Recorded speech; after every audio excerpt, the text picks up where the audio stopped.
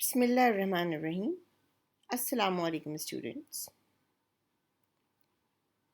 The content that we will going to discuss today, it is from the course titled Curriculum Design and Instruction. The course code is EDUC 2118. For today's discussion, I have the following learning objectives for you. First of all, we will going to discuss multiple styles of teaching and learning. But before going to talk about the styles of teaching, we will going to learn about styles of learning. Afterward, we will definitely going to touch teaching as well. Then we will going to explain the selection of teaching method and organization and implementation of instruction, that how teacher actually select teaching methods and then how they organize instruction and implement all of their stuff. So first we will going to begin with the learning styles. First of all, what we need to know is that this is not the only learning style that exists. There are millions of theorists and educationists and philosophers and psychologists who are proposing different types of learning styles. जब learning style को पढ़ते हैं तो there is not a single way to define it. There are so many interesting ways. आप इसको ज़रूर Google करना, browse करना, गूगल स्कॉलर पे जाकर देखना. You will going to find out lots of theories about it. And then you can identify yourself कि आप कौन सी थेरी अच्छी लगती है जो आपकी लर्निंग स्टाइल के साथ सूट करती है या बेहतर तरीके से उसको डिफ़ाइन कर सकती है. That is a good way to understand being as a learner कि हम कौन हैं.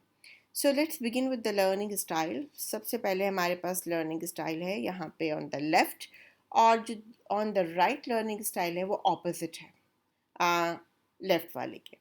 द इंक्रीमेंटल लर्नर कौन है? Those student proceed in a step by step fashion, are systematically adding bits pieces together to gain larger understanding. Careful at time, tedious adding of pieces upon time. इसको समझने के लिए हम एक example ले लेते हैं किसी भी सब्जेक्ट की. Let's take a example of geography. कि स्टूडेंट्स जियोग्राफी पढ़ रहे हैं और आप स्टूडेंट्स को जियोग्राफी की एक असाइनमेंट देते हो, या आप हिस्ट्री पढ़ा रहे हो तो हिस्ट्री की एक असाइनमेंट देते हो, या अगर आप इंग्लिश लिटरेचर पढ़ा रहे हो तो इंग्लिश लिटरेचर की किसी भी हिस्टोरिकल बैकग्राउंड या रोमांटिसिज्म मैनरिज्म से आप उनको कोई असाइनमेंट देते हो. सो आपके इंक्रीमेंटल लर्नर वो असाइनमेंट कैसे बनाएंगे? इंक्रीमेंटल लर्नर कभी भी असाइनमेंट एक बुक से या एक आर्टिकल से या एक रिसोर्स से नहीं बनाते. These are tedious learner, they love to learn. और ये क्या करते हैं, ये बहुत ढेर सारी चीज़ें लेते हैं और उसको पढ़ते हैं, पढ़ने के बाद अपने कंक्लूजन पे पहुंचते हैं और जो बहुत ढेर सारे रिसोर्सेज होते हैं उसके टिट्स और बिट्स ज्वाइन करते हैं together to make a proper rational picture, ताकि वो रेफरेंसेस के थ्रू अपनी डिस्कशन को सपोर्ट कर सकें और अपने आर्गूमेंट को आगे लेके चल सकें. और वो बाकायदा जैसे हम रिसर्च करते हैं जिसमें हमारे पास सबसे पहले हम रिसर्च क्वेश्चंस बनाते हैं, उसके बाद हम बताते हैं हम कहाँ से डाटा लेंगे, उस डाटा का हम कैसे एनालिसिस करेंगे, हमारा क्या फ्रेमवर्क होगा, हम कैसे कंक्लूजन पे पहुँचेंगे. ये स्टूडेंट भी बिल्कुल स्टेप बाय स्टेप सिस्टमेटिक तरीके से अपना काम करते हैं और असाइनमेंट करते हैं, और तमाम जो इम्पोर्टेंट चीज़ें होती हैं उनका ख्याल रखते हैं ताकि कोई भी सीक्वेंस ख़राब ना हो, या जो भी एक प्रॉपर रेफरेंसिंग के तरीके हैं उनको वो अडॉप्ट करें. सो ये बहुत केयरफुल स्टूडेंट्स होते हैं, ये अपनी असाइनमेंट्स को बहुत केयरफुली, बहुत प्रॉपर टाइम देके, अच्छी इन डेप्थ रीडिंग करके, कंसेप्चुअल अंडरस्टैंडिंग करने के बाद डेवलप करते हैं और टीचर्स को देते हैं. सो क्या होता है इनके साथ? Definitely they take time. इनको टाइम लगता है. एक असाइनमेंट जो शायद इंट्यूटिव लर्नर जो है 2 दिन में कर ले, वो आपको इंक्रीमेंटल लर्नर को 2 महीने लगते हैं करने में. होता क्या है कि टीडियसली अपना एक एक जो रिसर्च फाइंडिंग होती है, एक एक जो आइडिया होता है उसको एक प्रॉपर पिक्चर में जोड़ते हैं. तो इंक्रीमेंटल लर्नर बहुत मेहनती स्टूडेंट होता है जो अपना full time, full attention, full energy जो है वो अपनी असाइनमेंट को देता है. अगर 2 हफ्ते का टाइम दिया जाता है असाइनमेंट के लिए कि आपने 2 हफ्ते बाद असाइनमेंट सबमिट करानी है, तो इंक्रीमेंटल लर्नर पूरे 2 हफ्ते का एक एक टाइम अपनी असाइनमेंट को कंस्ट्रक्ट करने में लगाता है ताकि वो सेटिस्फाई हो सके टीचर को देने से पहले कि उसने क्या किया, या उसके पास तमाम लॉजिक अवेलेबल हो कि वो किस तरीके से अपनी असाइनमेंट को लेके प्रोसीड कर रहा है. Definitely these are deep learners. अब इनके ऑपोजिट कौन है? इनके ऑपोजिट है इंट्यूटिव लर्नर। ये कोई ट्रेडिशनल लॉजिक, क्रोनोलॉजी या सीक्वेंस या सिस्टमेटिक ऑर्डर या स्टेप बाय स्टेप फैशन जो है इसको अडॉप्ट नहीं करते। ये क्या करते हैं कि सीधे कंक्लूजन तक पहुंच जाते हैं और उसके बाद क्या कर लेते हैं कि उसके बाद वो जो भी कंक्लूजन तक पहुंचते हैं वो डेफिनेटली अनसिस्टमेटिकली अपना डाटा गैदरिंग करते हैं और जो भी उनकी इंफॉर्मेशन या एक्सपीरियंस होता है वो अनसिस्टमेटिक होता है। उन्होंने सोचा होता है कि उनके जहन में एक कहानी है और उनका ख्याल होता है कि अगर हम थिंक ओवर करेंगे तो हमारी जो सोच के थ्रू जो भी आइडिया हमारे सामने आ रहा है, लिटरेचर रिव्यू में भी यही लिखा होगा या यही करेक्ट आंसर होगा, तो वो चेक नहीं करते कि आया जिस तरीके से मैं असाइनमेंट कर रहा हूँ या क्वेश्चन कर रहा हूँ उसको मैं चेक भी तो करूँ किसी रेफरेंस में जाके कि वो सही है भी या नहीं, या जो मैं पॉइंट्स या आर्गुमेंट दे रहा हूँ क्या वो पॉइंट्स और आर्गुमेंट जो हैं वो कहीं लिटरेचर रिव्यू में अवेलेबल हैं, क्या जिस तरीके से मैं दे रहा हूँ उसका कोई सीक्वेंस बनता है, क्या एक पैराग्राफ दूसरे पैराग्राफ से मैच होता है, अगर मैं कोई हिस्ट्री का टॉपिक लेकर लिख रहा हूँ तो क्या मैं लॉजिकली क्रोनोलॉजी को फॉलो कर रहा हूँ, डेट्स को फॉलो करते हुए हेडिंग्स बना रहा हूँ, प्रॉपर रेफरेंस दे रहा हूँ? नहीं, they don't think about it. Like creative writers, they produce and throw it to the teachers, और टीचर्स का काम क्या होता है कि उनका इम्तहान वहाँ से शुरू हो जाता है। So they have to find out everything, their logic and their statement कि कैसे कौन सा पैराग्राफ किससे मैच होता है by themselves. Actually they are careless learners, और जो अपनी असाइनमेंट क्या करते हैं आखिरी रात को बनाते हैं। उनका ख्याल ये होता है कि हमें आता है और जो कुछ हमें आता है जो हम लिखेंगे हमें उसको सेकंड चेक देने की ज़रूरत नहीं है, उसको हमें डबल चेक नहीं देना, हमने उसको कहीं से जाके दोबारा से अपने रेफरेंस ठीक नहीं करने। So they generally made their assignment in a hurry, or they actually come to the conclusion without any proper referencing or uh, carefully joining the correct way of joining the pieces. Then हमारे पास second जो category आ रही है learning style में incremental और intuitive के बाद, वो आ रही है सेंसरी स्पेशलिस्ट की। That is such a interesting one. हमारे पास जो स्टूडेंट ऐसे होते हैं जिनका कोई ना कोई एक सेंस प्रीडोमिनेंट होती है मीनिंगफुली फॉर्मेशन ऑफ आइडियाज़ के लिए, यानी जब आप उसकी उस सेंस जो उनकी प्रीडोमिनेंट सेंस है उससे जब आप उन्हें पढ़ाते हो तो उन बच्चों को ज़्यादा समझ आती है, या वो किसी भी चीज़ को समझने के लिए अपनी उस सेंस का इस्तेमाल ज़्यादा करते हैं। For example, while the other senses are intact and functioning, इसका मतलब ये नहीं होता कि बाकी जो सेंसेस हैं वो काम करना छोड़ देती हैं, वो इंटैक्ट होती हैं, वो फंक्शन कर रही होती हैं, लेकिन कोई एक सेंस प्रीडोमिनेंटली उनकी लर्निंग में अहम रोल अदा करती है। आइडेंटिफाइबल जो हमारे पास कॉमनली आइडेंटिफाइबल स्टाइल्स हैं वो हैं विजुअल के और ऑडिटरी के, और उसमें हमारे पास जो विजुअल लर्नर हैं उनको ज़्यादा नॉलेज मिलता है जब वो किसी चीज़ को एक्चुअली देखते हैं, रीड आउट करते हैं किसी भी कॉन्सेप्ट को, और विजुअली उसकी रिप्रेजेंटेशन उनके सामने होती है। जबकि आपके ऑडिटरी जो लर्नर होते हैं they need more oral explanation, recordings और लेक्चर्स। इसकी एक और एग्जांपल हम क्लास में इस तरीके से ले सकते हैं कि जब बहुत छोटे बच्चे होते हैं और हम उन्हें कोई चीज़ याद करने के लिए देते हैं, मेमोराइजेशन के लिए देते हैं, तो कई बच्चे जो होते हैं वो आँख बंद करके मेमोराइज़ कर रहे होते हैं। वो एक्चुअली क्या कर रहे होते हैं, आँख बंद करके उस तमाम सिनेरियो को विजुअलाइज कर रहे होते हैं। क्यों? क्योंकि विजुअल लर्नर है। मिसाल के तौर पे अगर आप उन्हें बता रहे हैं कि ये मशीन कैसे चलती है और वो उसका प्रोसीजर याद कर रहे हैं कि इस मशीन का मैकेनिज्म कैसे है, तो आँख बंद करते हैं और उनकी इमेजिनेशन में वो मशीन वैसे ही वर्कआउट हो रही होती है। So they need visual idealization to remember things और to make a logic out of it. So these are the visual learner. लेकिन ऑडिटरी लर्नर क्या होंगे? They love to listen YouTube videos and try to hear, or actually love to hear or listen the oral explanation more than visually imagining anything. So they need to hear something more. और वो बोल बोल के चीज़ें जो हैं कई दफ़ा डिस्कशन के थ्रू ज़्यादा ज़ोर ज़ोर से बोल बोल के याद करने की कोशिश करते हैं, या दूसरे दोस्त के साथ ज़्यादा डिस्कशन करके उसको सुन के अपनी लॉजिक तक पहुंचने की कोशिश करते हैं। इसी तरीके से जो बच्चे जो हैं विजुअल लर्नर होते हैं, ऑडिटरी लर्नर होते हैं, उसके अलावा जो काइनेटिक लर्नर होते हैं उनके अंदर क्या क्वालिटीज़ होती है, वो लिख के याद करते हैं। उनके जहन में जो भी कॉन्सेप्ट आता है they have to write it down first. or they have to put them in some way on the paper. So that's how it depend upon कि कुछ स्टूडेंट्स ऐसे होते हैं जिनका एक स्पेसिफिक जो सेंस होती है वो डोमिनेट करती है उनकी लर्निंग में. कॉन्ट्ररी सेंसरी जर्नल स्टूडेंट जो होते हैं उनकी तमाम सेंसेस जो हैं वो डाटा गैदरिंग करती हैं. और सुनने में तो ये बात बहुत अच्छी लग रही है, पर एक्चुअली ये बात प्रॉब्लमेटिक भी हो सकती है स्टूडेंट्स के लिए. लाइक प्रीडोमिनेंटली उनकी एक जो सेंस है वो ज़्यादा मीनिंगफुल फॉर्मेशन करने की जगह पांचों की पांचों सेंस मीनिंगफुल फॉर्मेशन करती हैं. उसका नुकसान क्या होता है? फ़ायदा होने की जगह उसका नुकसान ये होता है कि ये बच्चे अपनी अटेंशन फोकस नहीं कर पाते. लाइक इन्हें कलर्स भी अच्छे लग रहे होते हैं क्लास में, इन्हें अपने दोस्तों की चैट की आवाज़ें भी अच्छी लग रही होती हैं. ये टीचर जो होती है जब उनको विजुअल चार्ट्स सिखा रही होती हैं तो उनकी टेंशन चार्ट्स पे भी होती है. वो टीचर को सुनना भी चाह रहे होते हैं, साथ लिखना भी चाह रहे होते हैं, साथ बोलना भी चाह रहे होते हैं. So they are actually so much engaged all of five senses with the help of all of five senses कि वो फोकस नहीं कर पाते और वो इंतहाई कंफ्यूज होके शदीद थक जाते हैं and then they become literally upset. Sensory journal के लिए एक और बेहतरीन स्ट्रैटेजी ये होती है कि उन स्टूडेंट्स को ऐसे फोकस्ड एरियाज़ में ले जाया जाए जहाँ दो या तीन तरफ दीवारें हों.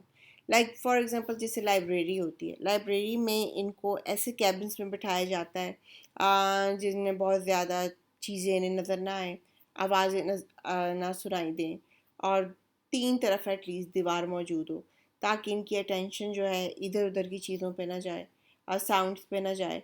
ये एक काम पे कंसंट्रेट करें. बहुत कलरफुल, बहुत एनर्जेटिक, लाइवली क्लास में ये बच्चे जो हैं बहुत डिस्ट्रैक्ट हो जाते हैं.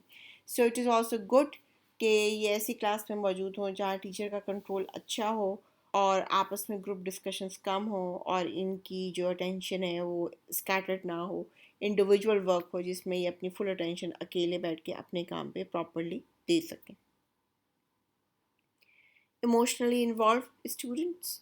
The first I provide an emotionally colorful and vivid learning atmosphere. अब इमोशनली इन्वॉल्व जो स्टूडेंट होते हैं उनके लिए हमारे पास दो किस्म की टाइप्स हैं. पहली टाइप क्या है कि ये प्रोवाइड करती है emotionally colourful vivid learning atmosphere जिसके अंदर टीचर पोइट्री, ड्रामा और लाइवली डिस्क्रिप्शन जो है उसको इस्तेमाल करता है और टीचर जो है बिल्कुल लिविंग ऑर्गेनिज्म की तरह क्लास के अंदर काम कर रहा होता है और उसकी फुल फ्लज एनर्जी होती है.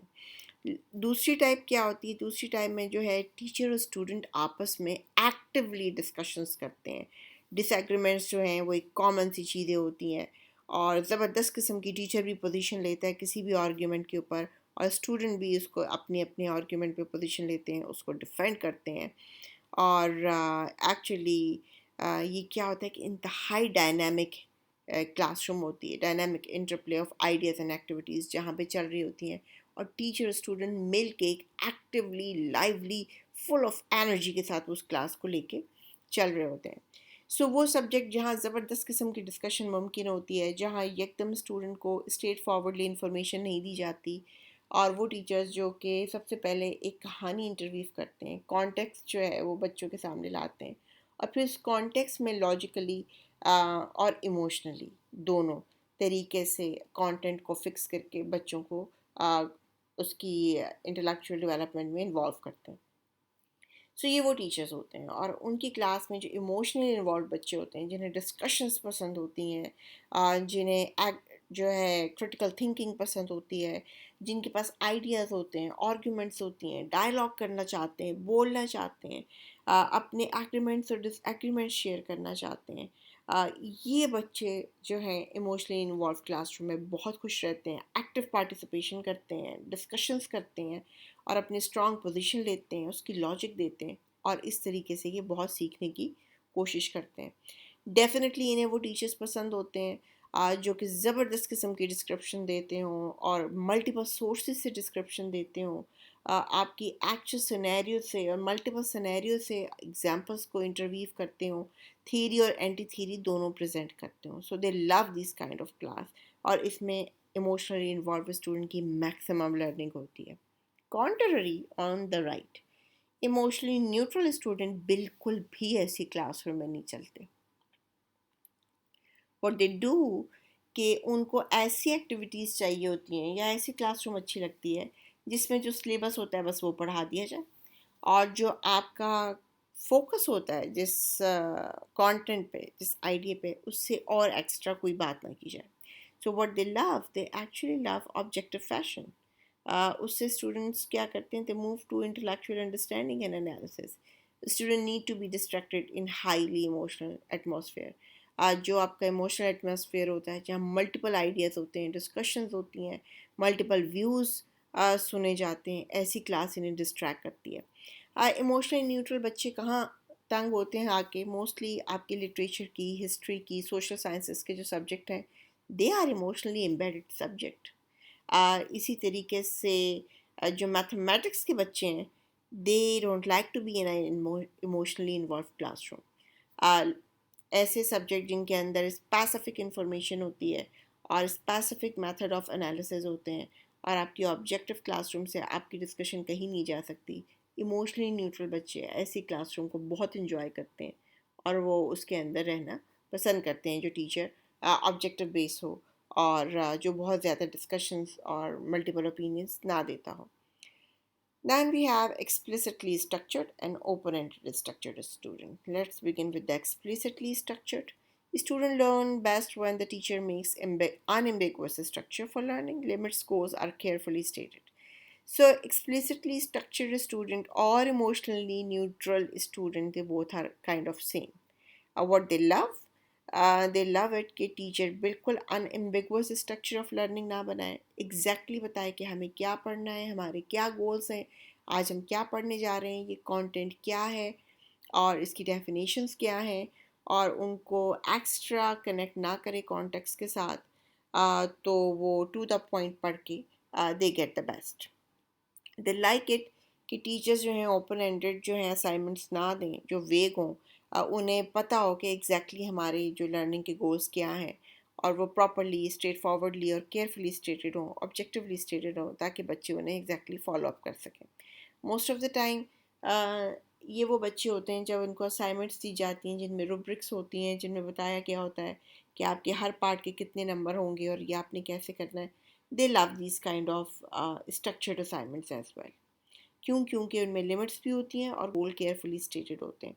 इनमें से एक असाइनमेंट और दो असाइनमेंट्स आपने भी की होंगी जो मैंने आपको भेजी होंगी. They also have rubric and they have a very strict frame. Then the opposite of explicitly structured students, who is the opposite? The opposite is open-ended structures. Open ended structure क्या उनसे स्टूडेंट जो हैं वो अपनाते हैं और उनकी क्या क्वालिटीज़ या कैरेक्टरिस्टिक होती हैं. ये वो स्टूडेंट होते हैं जो बेस्ट लर्न करते हैं बिल्कुल ओपन एंडेड लर्निंग एनवायरनमेंट में. वो कैसा होगा? बिल्कुल सही, emotionally involved. So open-ended structure or emotionally involved structure, they have so many similarities. The same way explicitly structured and emotionally neutral structured have so many similarities. So let's begin with the open-ended structure. Students को क्या पसंद है? Open ended learning environment जो structured ना हो, जहाँ strict framed assignments ना दी जा सकती हों, जहाँ पे स्टूडेंट को डिस्कशन करने की, अपने व्यूज़ को शेयर करने की और एग्रीमेंट्स और डिसएग्रीमेंट्स की और अपनी पोजीशन को डिफेंड करने की, अडॉप्ट करने की जो है आज़ादी मौजूद हो. स्ट्रक्चर जो है क्लासरूम का वो विजिबल होता है ओपन एंडेड स्ट्रक्चर में, लेकिन वो डाइवर्जेंट होता है. डाइवर्जेंट का मतलब क्या है कि एक स्ट्रक्चर ज़रूर होता है क्लास में कि टीचर आता है, वो अपने ऑब्जेक्टिव डिफ़ाइन करता है, वो बताता है और उसने असेसमेंट भी करनी होती है और वो बताता है कि आज हम किस चीज़ पर डिस्कशन करेंगे. लेकिन उस डिस्कशन में टीचर ओपन एंडेड होता है कि multiple views, multiple points, multiple जो ओपिनियंस हैं वो उसे अप्रिशिएट करता है for exploration of relevant yet not explicitly pre plan phenomena, ताकि स्टूडेंट जो हैं उसके अंदर अपनी फुल पार्टिसिपेशन करें. और इस फुल पार्टिसिपेशन के हमें बहुत से फ़ायदे होते हैं. हमें कई दफ़ा वो चीज़ें भी इन डिस्कशंस में हम एक्सप्लोर कर लेते हैं जो कि हमारे टॉपिक से रेलेवेंट होती हैं पर हमारी टेक्स्ट बुक्स में नहीं लिखी होती, या हमारी कोर्स आउटलाइन में स्पेसिफिकली मौजूद नहीं होती. या वो ऑलरेडी प्री प्लान नहीं होती। सो ये हम सभी जानते हैं कि हमारी टेक्स्ट बुक एक लिमिटेड पिक्चर स्केच करती हैं किसी भी इंफॉर्मेशन का बच्चों के सामने। इन द सेम वे आपकी कोर्स आउटलाइन एक्चुअल रियलिटी नहीं है उस डेप्थ और वर्थ ऑफ नॉलेज की जो आपके सब्जेक्ट की है। ये एक बहुत लिमिटेड पिक्चर जो है वो स्केच आउट करती है कि हम ये पढ़ लेंगे, पर इसके अलावा भी बहुत कुछ है डीप इनटू जो कि हमारी टेक्स्ट बुक्स या हमारी कोर्स आउटलाइन हमें नहीं बताती। तो जब टीचर्स ओपन एंडेड स्ट्रक्चर की क्लासरूम बनाते हैं जहाँ वो स्टूडेंट को डिस्कशन के लिए इनकरेज करते हैं, और स्टूडेंट जो मल्टीपल इंटरेस्ट और बैकग्राउंड से आए हुए होते हैं और वो अपने अपने बैकग्राउंड के मुताबिक डिस्कशन में पार्टिसिपेट करते हैं, तो बहुत इंपॉर्टेंट रेलिवेंट इंफॉर्मेशन की एक्सप्लोरेशन का चांसेस बढ़ जाते हैं। So they love this kind of class, they don't like class जो कि केयरफुली स्टेटेड हो, जिसके लिमिटेड गोल्स हों और जो कंटेंट से आगे बढ़ती ना हो और उस क्लास में कोई डिस्कशन ही ना हो। They get bored, they start getting awkward. Then we have damaged learner, और इसके ऑपोजिट है eclectic learner. Damaged student जो होते हैं they are damaged in self concept, social competency, static sensitivity or intellect in such a way that they develop negative learning style. क्या होता है, they may systematically avoid rejecting learning, fantasize, pretend that they are learning. जो important चीज़ है damage learner की वो समझने की, वो ये है कि डैमेज लर्नर जो है वो स्पेशल अटेंशन और ट्रीटमेंट डिमांड करते हैं। डैमेज लर्नर वो लर्नर नहीं है जो लर्निंग डिसेबिलिटी रखता है या वो लर्न कर ही नहीं सकता, या वो नेगेटिव लर्निंग स्टाइल से मतलब ये है कि वो सीखना नहीं चाहता। डैमेज लर्नर वो लर्नर है जो एज्यूम करता है कि मैं सब जानता हूँ या मैं सही सीख रहा हूँ, और उसे ये पता नहीं चलता कि एक्चुअली वो सही नहीं सीख रहा, या उसकी एनर्जी और जो उसका फोकस है वो गलत है, और वो ये नहीं लर्न कर पाते कि किस तरीके से स्ट्रैटेजीज डेवलप करनी है ताकि लर्निंग जो है वो हो सके। लर्निंग स्ट्रैटेजीज क्या हैं, कैसे सीखें, हम कैसे प्रैक्टिस करें, हम कैसे डिस्कशन करें।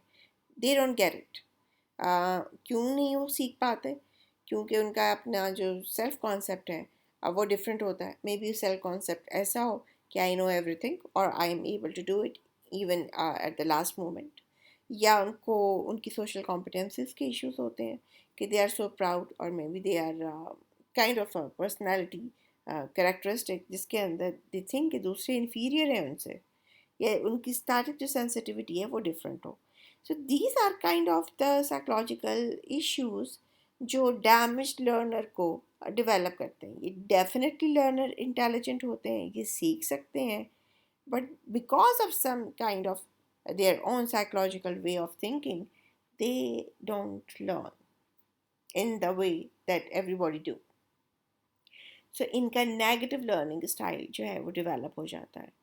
सो ये सिस्टमेटिकली अवॉइड कर देते हैं लर्निंग को कि ये जो कुछ हो रहा है या इस टीचर को आता नहीं, या ये स्टूडेंट जो मुझे सिखा रहा है या जिसके अच्छे नंबर हैं इसको तो आता नहीं, पर इसने सिर्फ रट्टा मार मार के नंबर ले लिए। वो फैंटसाइज करते हैं कि वी नो एवरीथिंग, और वो प्रिटेंड कर रहे होते हैं कि नहीं हम तो सब सीख रहे हैं, हमें तो सब कुछ आ रहा है। So they need special kind of attention and treatment जो मोस्टली टीचर्स को नहीं पता होता how to treat them, and for treating them teacher need to take help from the psychologist or counselor जो कि स्कूल में मौजूद होता है, जो इन लर्नर को समझने में और इनकी जो डैमेज अप्रोच टू लर्निंग है उसको ठीक करने में इनकी मदद करें। Then we have eclectic learner, that is opposite to everybody. Why? They are the one who shift learning style and function profitably, may find one or another style more beneficial. Eclectic learner वो ideal learner हैं जो किसी भी teaching style के साथ jail इन हो जाते हैं and they are comfortable with any kind of teaching style.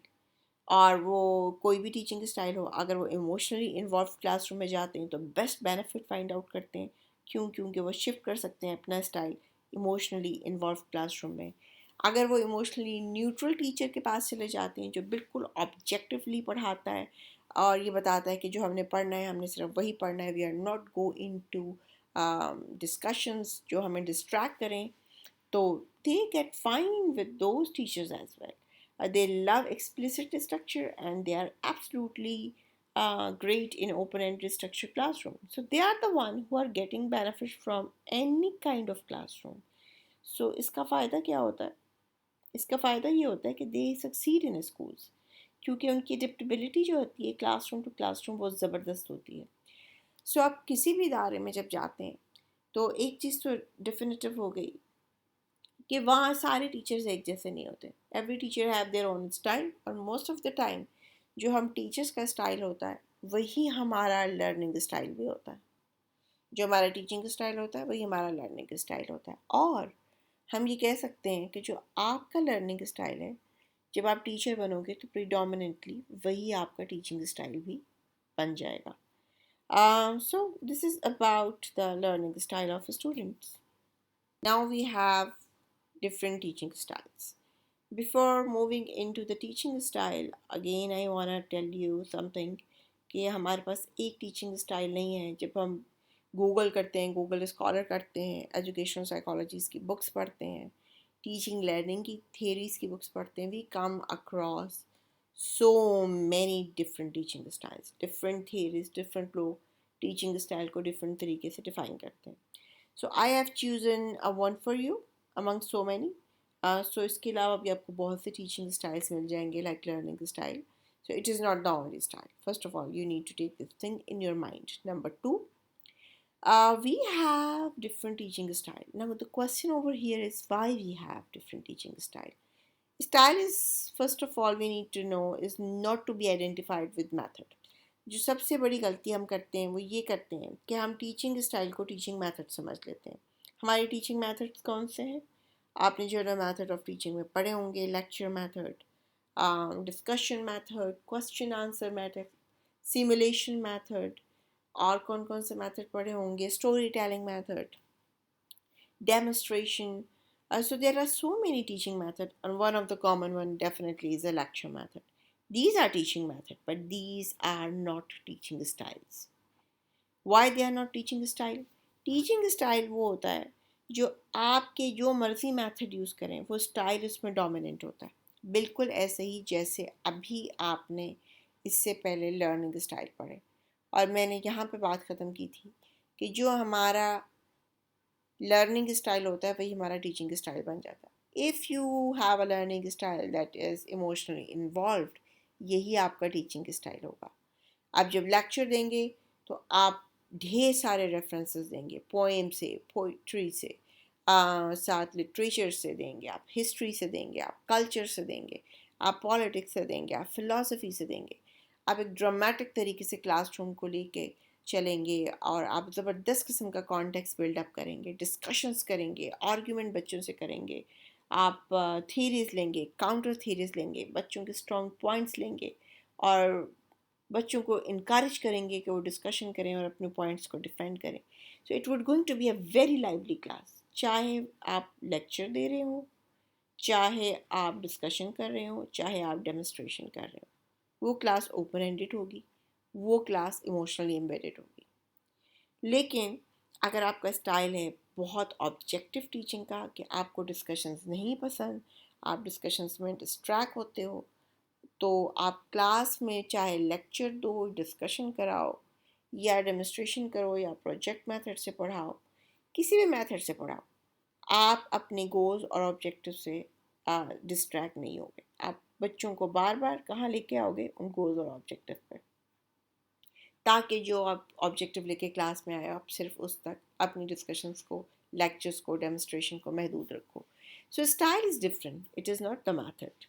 What different teaching style teachers encourage and inspire students to do best? Definitely. हमारे पास different types के student आते हैं. जैसे कि मैंने आपको बताया कि आप जब अपने कैंपस में होते हैं, स्कूल में होते हैं, कॉलेजेस में होते हैं, तो टीचर्स एक जैसे नहीं होते. They all are different. They have their own personality. They have their own styles. So in the same way, students are not same. They are different as well. उनके अपने लर्निंग स्टाइल होते हैं. तो different teaching style जो होते हैं helpful होते हैं स्टूडेंट्स के लिए, ताकि ये स्टाइल क्या करते हैं, स्टूडेंट को मदद करते हैं, इनकरेज करते हैं, इंस्पायर करते हैं कि वो अपनी बेस्ट परफॉर्म कर सकें. So the choice of teaching style जो होता है वो कई दफ़ा सिर्फ टीचर्स के टीचिंग स्टाइल पे डिपेंडेंट नहीं होता, कई दफ़ा ये स्कूल के मिशन स्टेटमेंट पे भी डिपेंडेंट होता है, क्लासरूम के डेमोग्राफिक्स पे भी डिपेंडेंट होता है कि आपके पास कौन से बच्चे हैं।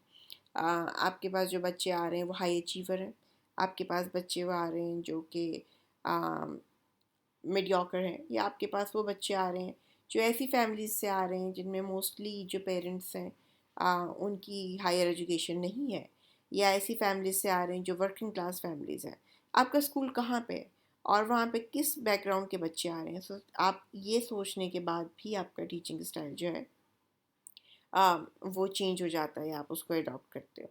फिर आपका एजुकेशनल फ़िलासफ़ी आपकी क्या है टीचर के बारे में, कि आप प्रोग्रेसिव हो, आप पोस्ट मॉडर्न अप्रोच रखते हो, या आप रियलिस्ट टीचर हो। तो वो भी आपके टीचिंग स्टाइल को डिटर्मिन करती है। और डेफिनेटली आपका सब्जेक्ट एरिया, वो टीचर्स जो कि लिटरेचर के होते हैं, आर्ट्स के होते हैं, या आपके सोशल साइंसेस के सब्जेक्ट्स के होते हैं, दे लव मोर डिस्कशंस, मोर थियरी बिल्डिंग। साइकोलॉजी और एजुकेशन के लोग, दे love discussion, theories, counter theories, agreements and disagreements. लेकिन हो सकता है कि जो आईटी या बीबीआईटी के टीचर्स हों, कंप्यूटर के टीचर्स हों या मैथमेटिक्स के टीचर्स हों, they don't move into more discussion. Why? Because of their own subject area. सो हम जब टीचिंग स्टाइल्स को लेके चल रहे हैं, उसका नाम है 3Ds। और ये 3Ds टीचिंग स्टाइल जो है वो हमें क्या मदद करेगा समझने में कि टीचर जो है एक्चुअली कौन से प्रीडोमिनेंटली तीन तरीके कॉमनली क्लासेस में इस्तेमाल करते हैं। वो हैं directing, discussing and delegating. Now we will going to check it out one by one. Here it is, 3Ds. Uh, and what important thing that you need to know over here is that delegate, discuss, and direct. So look at here on the very left. So जिस तरीके से left पे चलता जाएगा teaching style, उतना आपकी जो experience है वो हाई लेवल पे होगा। किसका एक्सपीरियंस? स्टूडेंट का। स्टूडेंट पार्टिसिपेशन ज़्यादा होगी, क्लास स्टूडेंट सेंटर होगी, स्टूडेंट अपने मेजॉरिटी काम खुद करेंगे, हायर ऑर्डर थिंकिंग प्रोसेस करेंगे, और उन्हें मैक्सिमम अपॉर्चुनिटी मिलेगी क्लास में पार्टिसिपेशन की और लर्निंग की। कॉन्ट्ररी, आपका डायरेक्ट टीचिंग मेथड जो है वो टास्क एक्सपीरियंस जो है उसमें लो है। कैसे? क्योंकि डायरेक्ट टीचिंग मेथड में टीचर ही क्लास को जो है वो लेके चलेगा, और वो टीचर सेंटर्ड क्लास होगी जिसमें स्टूडेंट की पार्टिसिपेशन कम होगी। और जो आपका टास्क एक्सपीरियंस है जिसमें स्टूडेंट पार्टिसिपेट करके खुद सीखते हैं, अपनी क्लास को खुद लीड करते हैं, अपनी रिस्पॉन्सिबिलिटीज़ को खुद डिज़ाइन करते हैं, उनके वैल्यूएशन फ्रेमवर्क खुद बनाते हैं, और उनका अपना इंटेलेक्चुअल, कॉग्निटिव और अफेक्टिव और साइकोमोटर काम और लर्निंग जो होती है वो उनके अपने ऊपर ज़्यादा होती है, और वो खुद उसको लीड कर रहे होते हैं। वो अपॉर्चुनिटीज़ उन्हें डायरेक्ट क्लास में नहीं मिलती। डायरेक्ट क्लास में क्या होता है? टीचर डोमिनेटिंग क्लास में टीचर जो कुछ स्टूडेंट को कहता है, स्टूडेंट सिंपली उसे फॉलो अप करते हैं। So here it is a directing style, that is the first, and it promote learning through listening, following direction that we already discussed in the previous slide. इसमें teacher का जो favourite method है जिसके through वो पढ़ाता है वो है लेक्चर्स, और बच्चों को असाइनमेंट्स देना कि वो रीडिंग करें, प्रेजेंटेशन दें, डेमोस्ट्रेशन करें, और जो टीचर जिस तरीके से सिखा रहा है, बता रहा है, वो उसी तरीके से रोल प्लेइंग करें। स्टूडेंट क्या करते हैं?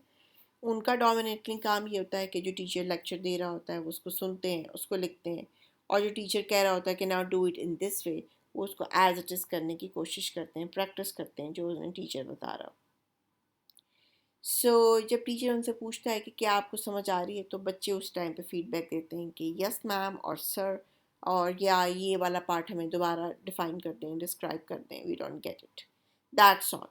This is all the discussion in a directing style. A very teacher centered style जिसमें सारा एक्टिव पार्ट टीचर का है, और वो लीडर है, और वो लीड कर रहा है, वही गोल सेट कर रहा है, students are just following them. So suggestions क्या हैं? How could we improve this teaching style? Start with the big picture, instead of कि सिर्फ सिंपल लेक्चर दिए जाएं और डिस्कनेक्टेड लेक्चर दिए जाएं। ये बहुत ज़रूरी है कि हम कोई भी स्पेसिफिक चीज़ पढ़ाने से पहले उसे उसकी कॉन्टेक्स्ट में रख के देखें। मिसाल के तौर पे अगर हम थेरीज पढ़ा रहे हैं तो हम अपनी रियल क्लासरूम में रखें। अगर हम कोई मॉडल्स पढ़ा रहे हैं तो हम उनको नेशनल करिकुलम में रख के देखें। सो प्रोवाइड अ बिग पिक्चर ताकि आपकी जो डिस्कशन है, डायरेक्शन है, वो लाइवली, लॉजिकल और बच्चों की, उस मुल्क की, उस इलाके की जो स्पेसिफिक चीज़ें हैं उनके साथ कनेक्ट कर सकें। Be clear and concise. Students need to know what criteria their work would be evaluated, and clear goals, specific deadline, direction increases student motivation and eliminate confusion. So lectures का जो एक सबसे बड़ा मसला ये होता है कि वो डिस्ट्रैक्टेड होते हैं। अब वहाँ बात कहीं से कहीं चली जाती है और उसमें कई दफ़ा हम जिस टॉपिक को लेके चल रहे होते हैं वो टॉपिक कहीं गुम हो जाता है। सो सिर्फ लेक्चर मेथड और टीचर डोमिनेटिंग क्लासरूम में ये कॉमन सा इशू है। उसके लिए बेहतर ये होता है कि टीचर जो है वो स्टूडेंट को सिंपली बताए, क्लियरली बताए कि उनके जो स्टूडेंट के असाइनमेंट्स हैं वो उनकी मार्किंग करेगा, कैसे करेगा।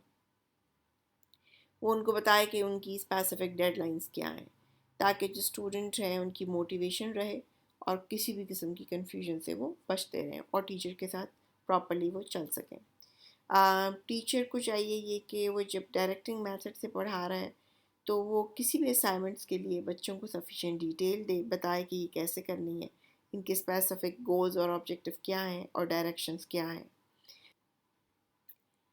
The second style is discussing style and that promote learning through interaction. So definitely discussion में teacher student interaction होती है with the help of dialogue.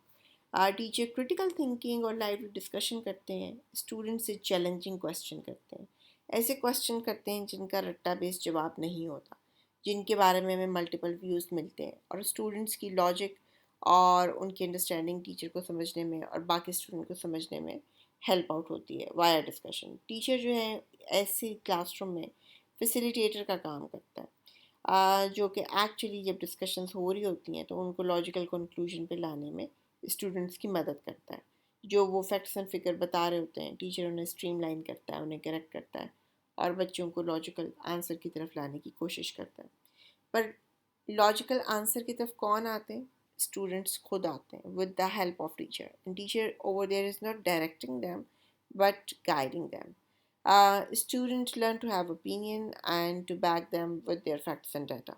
Definitely discussion में स्टूडेंट्स को ये चांस मिलता है कि वो जो भी ओपिनियन दे रहे हैं उसे प्रॉपर एग्जांपल से, लॉजिक से, एक सही फैक्ट्स और फिगर और इन्फॉर्मेशन के साथ सपोर्ट करें या दूसरे की दी हुई ओपिनियन को चैलेंज करें। सजेशंस क्या होती हैं? Prepare question in advance. Students के लिए अगर हम सवालात पहले तैयार कर लें डिस्कसिंग मेथड में तो ये बहुत ही ज़बरदस्त बात होती है और उसमें अच्छी चीज़ ये होती है कि हम वन बाय वन क्वेश्चन करें। So one by one question करने से क्या होता है कि स्टूडेंट जो है वो ऐसे ऐसे क्यूरियस होते हैं और वो इंटरेस्टेड होते हैं टॉपिक में। अगर सारे सवाल आप उन्हें इकट्ठे दे देते हैं तो they get confused. Don't allow one और two student to dominate the discussion. Common सी चीज़ है, हम सब की क्लास में ये एक्सपीरियंसेस होते हैं। बीइंग एज अ स्टूडेंट भी हम जानते हैं, बीइंग एज अ टीचर भी हम जानते हैं। वो बच्चे जो बहुत अच्छा बोलते हैं, वो बच्चे जिनकी बहुत अच्छी रीडिंग होती है, वो बच्चे जो इंटर रिलेट करके सब्जेक्ट्स और टॉपिक को समझते हैं, वो बच्चे जो कि अच्छी रीडिंग करते हैं, अच्छे ओपिनियन रखते हैं, न्यूज़पेपर पढ़ते हैं, डिफरेंट आर्टिकल्स को पढ़ते हैं, definitely they dominate the discussion. They want to speak out. They want to participate. उसका नुकसान कुछ उन स्टूडेंट को होता है जो शाय होते हैं, जो नहीं बोलते, जो टू द पॉइंट पढ़ते हैं, जिन्होंने अपनी टेक्स्ट बुक और किताबें और नोट्स से आगे नहीं पढ़ा होता। और बाकी जो बच्चे होते हैं इस किस्म के, वो इन डिस्कशन वाले बच्चों को, जो डीप लर्नर होते हैं इनफैक्ट, इनको देख के डर जाते हैं और बिल्कुल भी पार्टिसिपेशन नहीं करते। तो टीचर का काम क्या है कि वो इन बच्चों को जो एक्टिवली पार्टिसिपेट कर रहे होते हैं, who those who love to talk, उनको थोड़ा सा स्ट्रीमलाइन करें, उनको कहीं ना कहीं रोकें और वो बच्चे जो पार्टिसिपेट बिल्कुल नहीं करते, उनको इनक्रेज करें कि वो भी पार्टिसिपेट करें और वो भी अपने ओपिनियंस को शेयर करें, अपने फैक्ट्स एंड फिगर्स को बयान करें। सो एक और इसकी अच्छी चीज़ ये है कि हम अमूमन हायर एजुकेशन के लेवल पे स्टूडेंट्स को ही कहते हैं कि आपके पास ये टॉपिक है और इस टॉपिक से रिलेटेड आपने क्वेश्चंस बना के लेके आने हैं, वो क्वेश्चन जिसके ऊपर इंटेलेक्चुअल ओपन एंडेड डिस्कशंस हो सकती हैं। तो इंस्टेड के हम बच्चों को रीडिंग कराएं और लेक्चर दें, स्टूडेंट वही मटेरियल पढ़ के आते हैं, उसके ऊपर क्वेश्चन बना के लाते हैं और फिर वो डिस्कशन के क्वेश्चन जो है क्लास में शुरू करते हैं और उन्हीं क्वेश्चन पे हम पूरी डिस्कशन लेके चलते हैं। That is another good way. The delegating style जो है it promote learning through empowerment. Now that is a one जहाँ स्टूडेंट की मैक्सिमम पार्टिसिपेशन होती है, डोमिनेटली स्टूडेंट सेंटर्ड क्लासरूम होती हैं और टीचर की जो पार्टिसिपेशन है इसके अंदर वो मज़ीद फैसिलिटेटर की होती जाती है और स्टूडेंट अपनी लर्निंग के खुद जो हैं they are leaders and they are determining that how to actually move on their learning, how to give a shape to their learning. So they promote learning through empowerment, student को empower करते हैं जहाँ वो अपनी decision making खुद करते हैं, अपनी जजमेंट और एवेलुएशन खुद करने की कैपेसिटी रखते हैं और टीचर उन्हें हेल्प आउट करते हैं इन काम में। Teacher assign task, student work on independently इधर इंडिविजुअली और इन अ ग्रुप। और इसकी जो सबसे कॉमन तरीक़ेकार ये होता है कि हम देते हैं स्टूडेंट को रिसर्च वर्क। रिसर्च वर्क में स्टूडेंट अपना टॉपिक खुद चूज़ करते हैं, फिर वो चेक करते हैं कि ये टॉपिक जो रिसर्च आप करना चाह रहे हो क्वालिटेटिव या क्वांटिटेटिव ये उसके साथ सूट करता है, उसकी जो भी टॉपिक्स की सिलेक्शन की रिक्वायरमेंट है ये तमाम रिक्वायरमेंट्स पूरी करता है।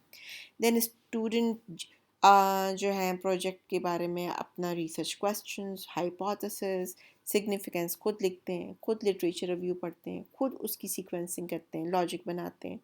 डेटा कलेक्शन स्ट्रेटजी के लिए लिटरेचर रिव्यू को दोबारा पढ़ते हैं कि क्या वो लॉजिकल है उनके रिसर्च स्टाइल के साथ। और then they make up their projects, they do their project, they collect their data, analyze it, and then they present it by themselves. And teachers provide them frequent guidelines, जहाँ जहाँ बच्चे आके उनसे help लेते हैं, वो उनका मटीरियल रिव्यू करके उन्हें बताते हैं कि they are on the right track और नॉट। दूसरा कॉमन तरीका है डेलीगेटिंग स्टाइल का, जहाँ स्टूडेंट इंडिपेंडेंटली काम कर रहे होते हैं, ईदर इंडिविजुअल और इन अ ग्रुप। वो है आर टीम प्रोजेक्ट्स। इंस्टेड के हम उनको इंडिविजुअल रिसर्च प्रोजेक्ट दें, हम टीम प्रोजेक्ट देते हैं। टीम क्या करती है, अपना लीडर चूज़ करती है। लीडर तमाम टीम के मेंबर्स का अलग अलग रोल डिफ़ाइन करता है, रिस्पॉन्सिबिलिटी डिफ़ाइन करता है और वो मिल के तमाम इस तरीके से टीम जो है अपना टास्क या अपना गोल पूरा करती है, चाहे वो रिसर्च प्रोजेक्ट ही क्यों ना हो। कि इंस्टेड के वो एक बच्चा कर रहा है, हम 3 या 5 का ग्रुप बना के भी रिसर्च प्रोजेक्ट करा सकते हैं। अगला जो इसका जो सजेशन है या तरीक़ेकार है डेलीगेटिंग टीचिंग स्टाइल के अंदर, most of the time teacher क्या करते हैं, they use an appropriate mix of each teaching style. कैसे? Appropriate mix of teaching style help a student learn, grow, become more independent. Too much reliance on one style causes student to lose interest and become overly dependent on the teacher. सो आपकी delegating teaching style का एक और अच्छा तरीक़ेकार ये है, एक suggestion ये है, इन स्टेट के स्टूडेंट पे ही सारा काम डाल दिया जाए, तीनों स्टाइल को कहीं ना कहीं मिक्स करके इस्तेमाल किया जाए। डेलीगेटिंग टीचिंग स्टाइल के अंदर कहीं डिस्कशंस भी की जाएँ, डेलीगेटिंग टीचिंग स्टाइल के अंदर टीचर्स लेक्चर भी दें और इंस्ट्रक्शन और डायरेक्शन भी दें कि आपने अपने प्रोजेक्ट स्पेसिफिकली कैसे करने हैं, और फिर स्टूडेंट को इंडिविजुअल प्रोजेक्ट भी दिए जाए। सो ये वो स्टाइल है जिसके अंदर तीनों स्टाइल को मिक्स करके पढ़ाया जा सकता है और इसमें स्टूडेंट बेस्ट बेनिफिट गेन करते हैं। Girls and boys, we have the last slide, and this is again about the teaching styles. But this slide is not about the teaching style. इसको हम डिस्कस करेंगे कि टीचर्स अपनी teaching method select कैसे करते हैं और फिर वो अपनी इंस्ट्रक्शन को कैसे गाइड करते हैं, कैसे प्लान आउट करते हैं, कैसे इम्प्लीमेंट करते हैं अपने प्लान्स को क्लासरूम में। सो जो इम्पॉर्टेंट चीज़ यहाँ समझने की है वो ये है कि जब हमने पढ़ा था कि why we have teaching styles, हमारे पास multiple different teaching style teachers क्यों अडॉप्ट करते हैं।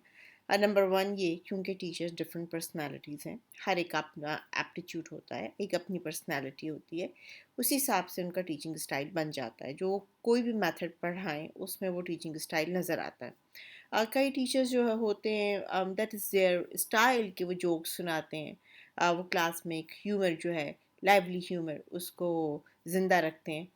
तो it is a teaching style.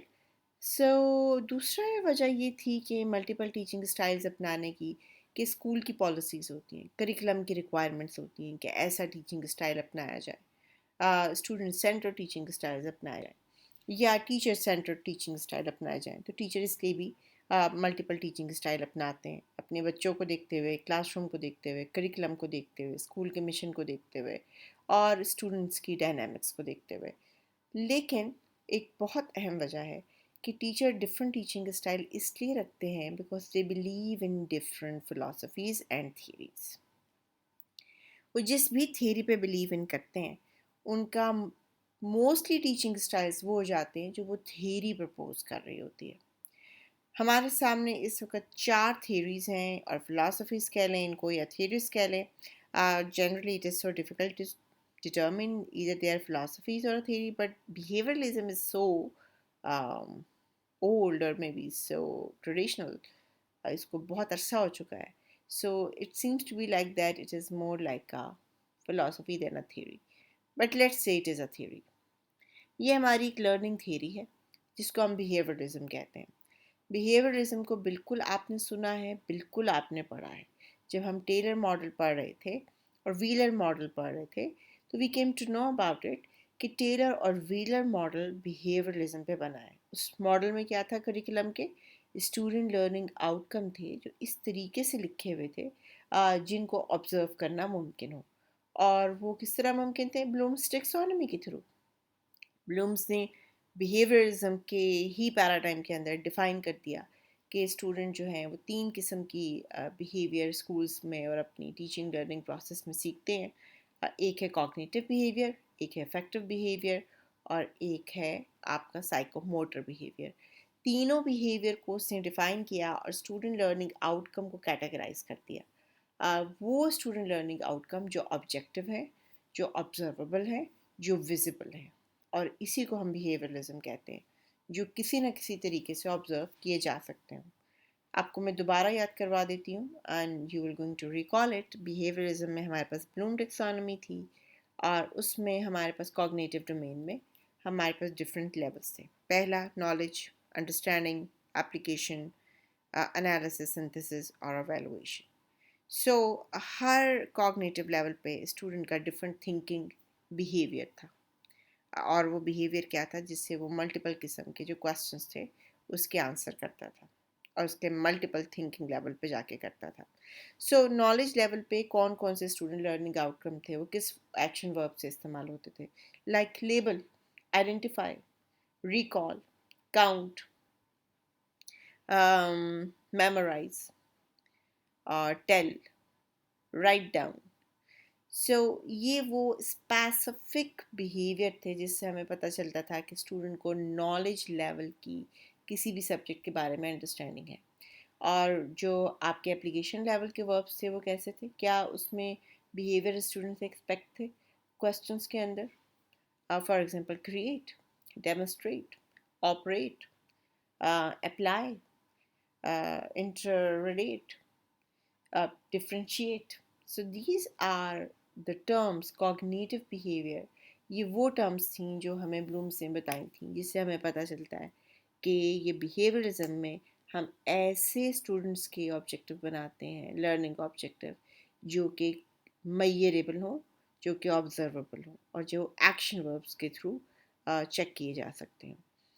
तो डेफ़िनेटली अगर आपको टेलर मॉडल याद होगा तो आपको याद होगा कि वो इंतहाई स्ट्रक्चर्ड मॉडल था और उसका जो की पर्पस था वो ये था कि स्टूडेंट्स में ये कैपेबिलिटीज़ डेवलप करनी है टीचर ने अपने गिवन टाइम में with the help of teaching method और टीचिंग मटेरियल। और यही की ऑब्जेक्टिव है टीचिंग और लर्निंग का, कि स्टूडेंट जो कुछ करिकुलम में है वो तमाम बिहेवियर उनमें नज़र आए, चाहे वो कॉग्निटिव हो, साइकोमोटर हो। सो बहुत ही लॉजिकल है कि जो टीचर्स बिहेवियरलिज्म के ऊपर यकीन रखते हैं उनकी क्लास टीचर सेंटर्ड ही होगी, टीचर डोमिनेटिंग ही होगी। उनका की मकसद यही होगा कि कोर्स ख़त्म होना चाहिए, तमाम कंटेंट बच्चों को पढ़ा देना चाहिए और तमाम जिस कोर्स में स्टूडेंट की लर्निंग आउटकम है बच्चों को ये कॉग्निटिव स्किल्स डेवलप होनी उनमें चाहिए ताकि वो पेपर में इन स्किल से रिलेटेड क्वेश्चंस के प्रॉपरली आंसर दे सकें। तो कौन सा बेस्ट मेथड होगा टीचर डोमिनेटेड? Lecture method. बच्चों में स्पेसिफिक बिहेवियर डेवलप करने हैं तो उनको बार बार ड्रिल और प्रैक्टिस कराई जाएगी, बार बार क्विज दे के रट्टा लगवाया जाएगा, मेमोराइज कराया जाएगा, प्रैक्टिस करा के उनको ये चीज़ें याद कराई जाएंगी। डेफिनेटली रोट लर्निंग मेमोराइजेशन जो है ये बहुत इंपॉर्टेंट कैरेक्टर अदा करेगा। क्यों? क्योंकि बच्चों ने स्पेसिफिक तरीके से सवालों के जवाब हल करने सीखने हैं और बाय ऑल मीन सीखने हैं, और यही टीचिंग लर्निंग प्रोसेस का या एजुकेशन का की मकसद है। और उसके लिए बेस्ट तरीक़ेकार क्या होता है कि टीचर ढेर सारे मल्टीपल चॉइस क्वेश्चन बना के देते हैं, टेस्ट देते हैं और बार बार टेस्ट लेते हैं, ड्रिल कराते हैं और ये इंश्योर करते हैं कि स्टूडेंट जो हैं वो रिटेन कर रहे हैं, वो मेमोराइज कर रहे हैं। So that's a very teacher-centered direct approach. And in this approach, if teachers believe in behavioralism, they generally use mostly lecture method drilling. So the another one on the right side is cognitivism. It is radically opposite of behavioralism. इसमें जो learning है वो goes beyond external, is an internal process, short and long term memory. So cognitivism के अंदर जो सबसे important चीज़ है वो ये है कि टीचर्स जो हैं वो ही एक की सोर्स नहीं होते सब कुछ रट्टा लगवाने का, सिखाने का और टेक्स्ट बुक्स को मेमोराइज करवाने का।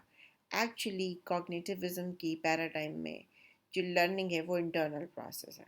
इंटरनल प्रोसेस क्या है कि हम कैसे चीज़ों को प्रोसेस करते हैं अपनी मेमोरी में, शॉर्ट टर्म मेमोरी से लॉन्ग टर्म मेमोरी में ले जाने के लिए हम कैसे लॉजिक डेवलप करते हैं, कैसे हम उन चीज़ों को आ, याद रखते हैं, क्या हमारी मेटाकॉग्निटिव स्किल्स हैं। मेटाकॉग्निटिव स्किल वो स्किल जिससे हम चीज़ें सीखते हैं या हमें पता होता है कि क्या चीज़ें हमें याद रहेंगी, क्या चीज़ें हम भूल जाएंगे, और हमें याद रखने की क्या स्ट्रैटेजीज़ हैं, कैसे हम इंफॉर्मेशन को लॉजिकली स्ट्रीमलाइन करके इतनी ढेरी सारी इंफॉर्मेशन अपने दिमाग में रिटेन रखते हैं, वो strategies. So it is about thinking process. Cognitive is thinking process and cognitivism is about कि ये कोई बाहर से रट्टा मार के चीज़ें नहीं सिखाई जा रही, ये स्टूडेंट्स की अपनी थिंकिंग प्रोसेस है, जो उनका इंटरनल प्रोसेस है, जो मेमोरी से रिलेटेड है कि वो कैसे चीज़ों को रिटेन करते हैं, उस पर थिंक ओवर करते हैं, उसको एक्सपेंड करते हैं और उनकी मेमोरी में वो चीज़ें रह जाती हैं या डीप लर्निंग का हिस्सा बन जाती हैं। अब जो टीचर्स कॉग्निटिविज्म पे बिलीव इन करते हैं वो डेफिनेटली जब टीचिंग मेथड चूज़ करते हैं तो वो कॉमनली होते हैं लेक्चर्स, विजुअल टूल्स होते हैं, map, minds, chart etcetera. Map और जो है माइंड मैप्स जो होते हैं, चार्ट्स होते हैं, वो फैसिलिटेट करते हैं, हेल्प आउट करते हैं आपको चीज़ों को याद करने में।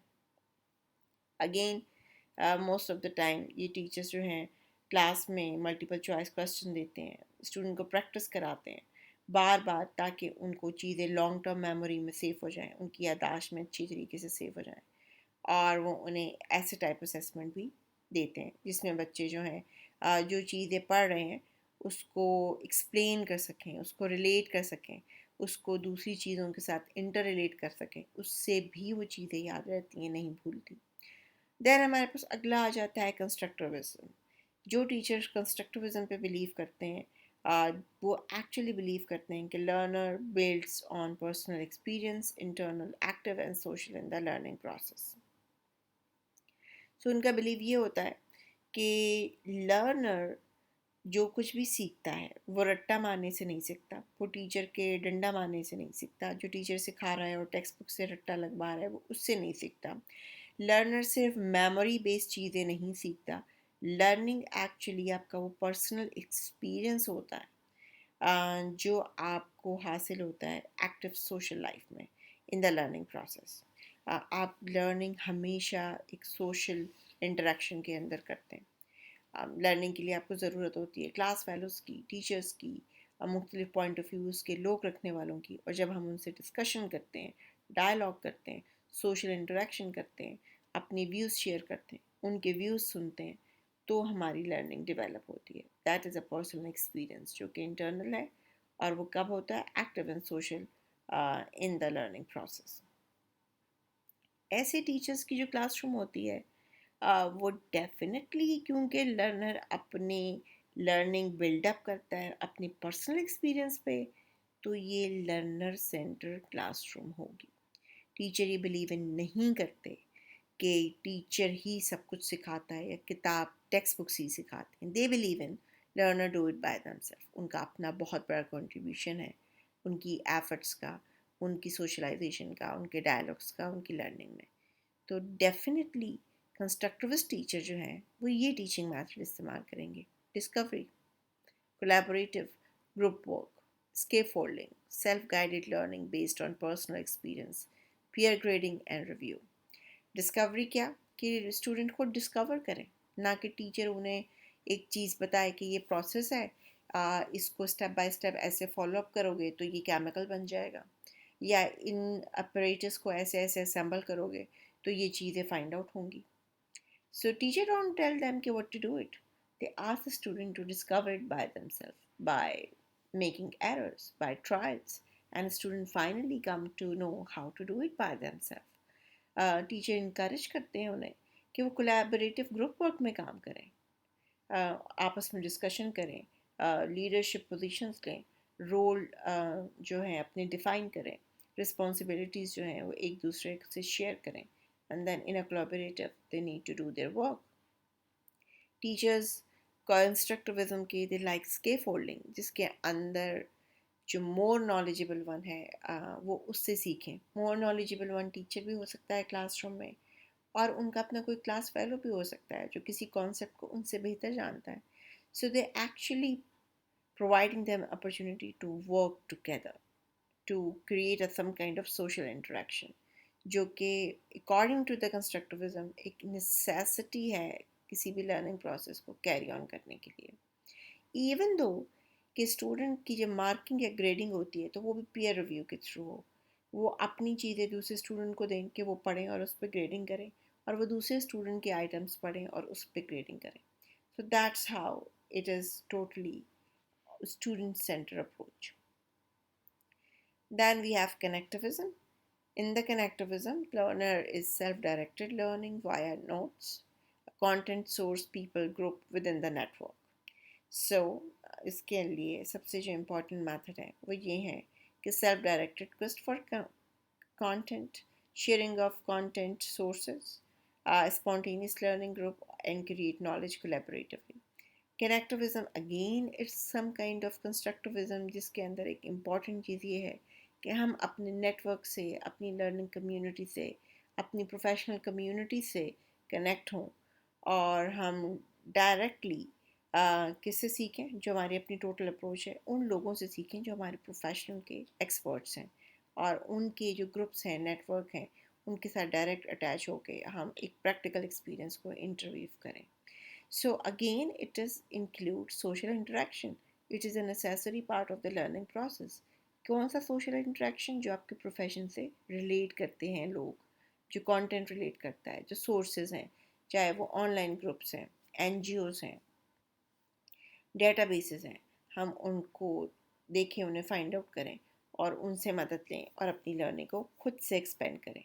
Again it is a learner is a self directed learner ये खुद करता है, और ये लर्नर सेंटर्ड क्लासरूम होती है, और टीचर इन दोनों क्लासरूम्स में, कंस्ट्रक्टिविज्म में और कनेक्टिविज्म में, फैसिलिटेटर होता है। बिहेवियरिज्म और कॉग्निटिविज्म में टीचर ज़्यादातर फैसिलिटेटर नहीं होता, वो डायरेक्ट करता है या डेमोस्ट्रेट करता है। सो दैट्स हाउ टीचर्स की जो फिलॉसफीज़ होती हैं वो उनकी टीचिंग स्टाइल्स डिटर्मिन करती हैं, और वो स्टाइल डिटर्मिन करते हैं कि वो किस टीचिंग मेथड को क्लास में प्रेफर करेंगे। वो जो भी टीचिंग मेथड प्रेफर करते हैं लाइक लेक्चर, तो उनकी इंस्ट्रक्शन बिल्कुल उसी तरीके से बेस्ड होती है जैसे कि उनकी फ़िलासफ़ी या जैसे उनका टीचिंग मेथड होता है।